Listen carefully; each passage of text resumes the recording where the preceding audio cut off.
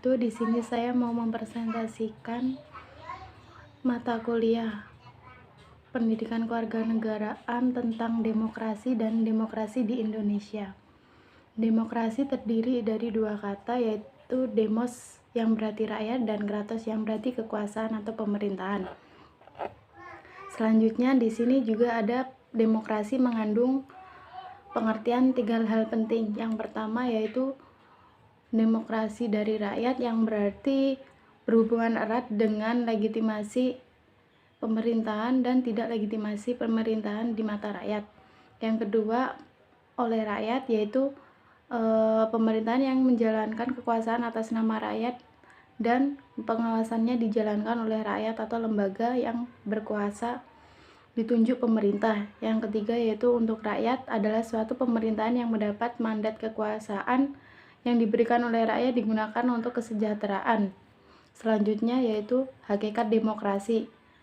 Yang pertama yaitu kebebasan menyampaikan pendapat, berkumpul, berorganisasi, kebebasan individu atau kelompok. Yang kedua yaitu kesederajatan, hak dan kewajiban yang sama, kedudukan sama di depan hukum.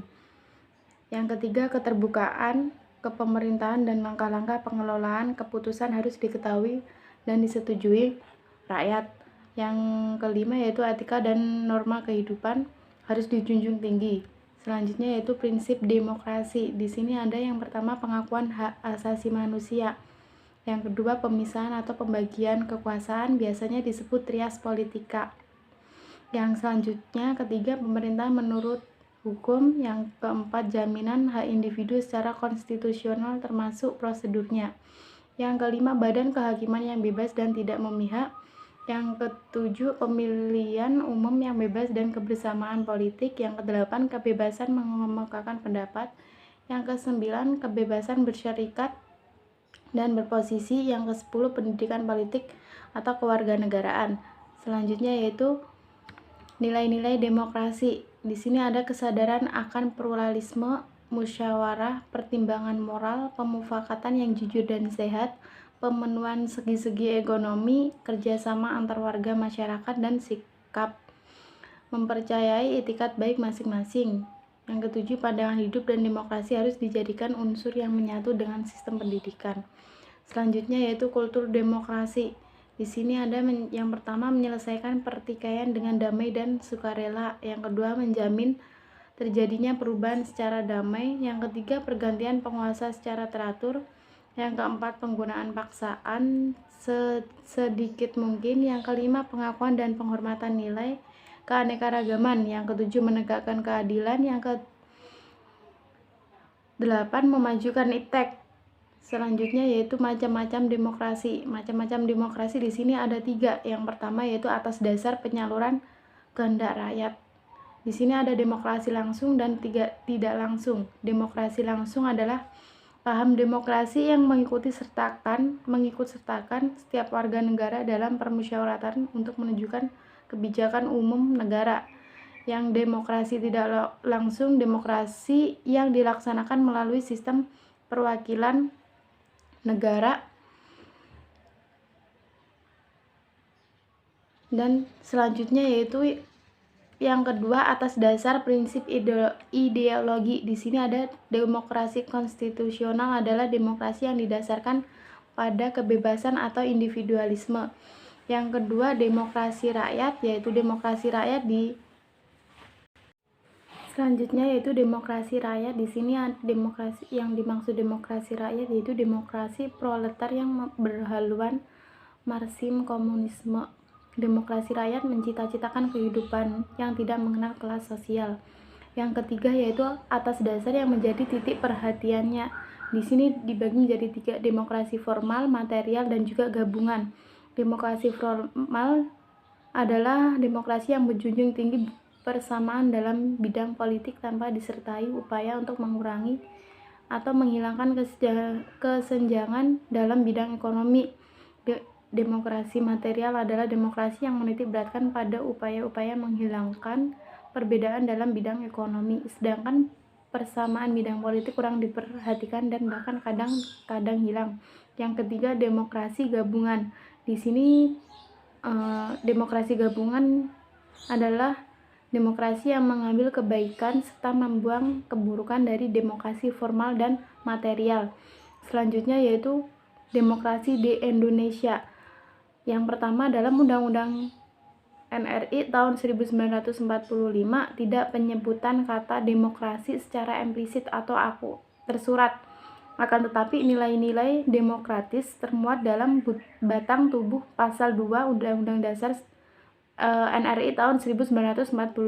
Yang kedua, nilai-nilai demokrasi misalnya dapat dilihat dalam ketentuan pasal 1 ayat 2 Undang-Undang Dasar 1945 yang menyatakan bahwa kedaulatan berada di tangan rakyat dan dilaksanakan berdasarkan Undang-Undang Dasar.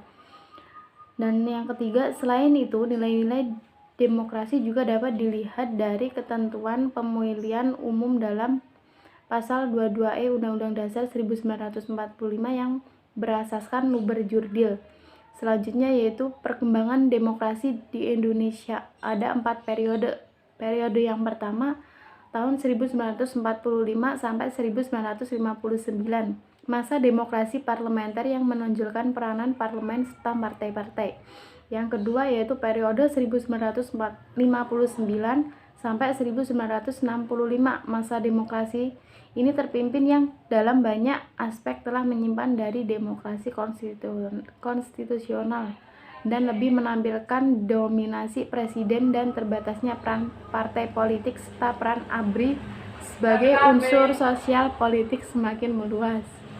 Selanjutnya periode yang ketiga yaitu periode 1966 sampai 1998, masa demokrasi Pancasila era Orde Baru yang merupakan demokrasi yang lebih menonjolkan arogansi kekuasaan. Yang keempat, periode 1999 sampai sekarang, masa demokrasi Pancasila atau demokrasi konstitusional era reformasi dengan berakar pada kekuatan multipartai yang berusaha mengembalikan perimbangan kekuatan antar lembaga negara antara eksekutif, legislatif, dan yudisial. Selanjutnya itu pokok-pokok demokrasi di Indonesia. Yang pertama, mengedepankan musyawarah mufakat. Yang kedua, mengedepankan kepentingan umum. Yang ketiga, kekuasaan tertinggi ada pada rakyat. Yang keempat, berdasarkan hukum. Yang kelima, pemerintahan berdasarkan konstitusi. Perbedaan pendapat ada 3. Yang pertama, perbedaan pendapat dihormati dan dibenarkan. Yang ketiga, unsur tanggung jawab mendapat kedudukan yang sama. Yang ketiga, yang paling penting adalah menyalurkan pendapat dan keinginan melalui wadah yang telah ada di pusat maupun di daerah. Yang selanjutnya yaitu dinamika demokrasi Indonesia. Nah, di sebuah desain besar di Indonesia yang demokratis telah diletakkan dan mulai dijalankan, namun masih menghadapi berbagai kejadian yang belum mencerminkan kehidupan demokratis yang cerdas dan bermakna. Penggunaan kebebasan masih sering melampaui batas kepatutan dan hukum, serta bahkan ada yang mengarahkan ke anarki. Perbedaan pandangan dan kepentingan masih sering disampaikan dengan cara yang tidak berbudaya dan bahkan menggunakan kekerasan, kekecewaan, dan kemarahan karena kekalahan dalam suatu proses demokratis, misalnya aja kayak pilkada. Nah, sekian dari saya. Bila ada salah kata, mohon maaf sebesar-besarnya. Assalamualaikum warahmatullahi wabarakatuh.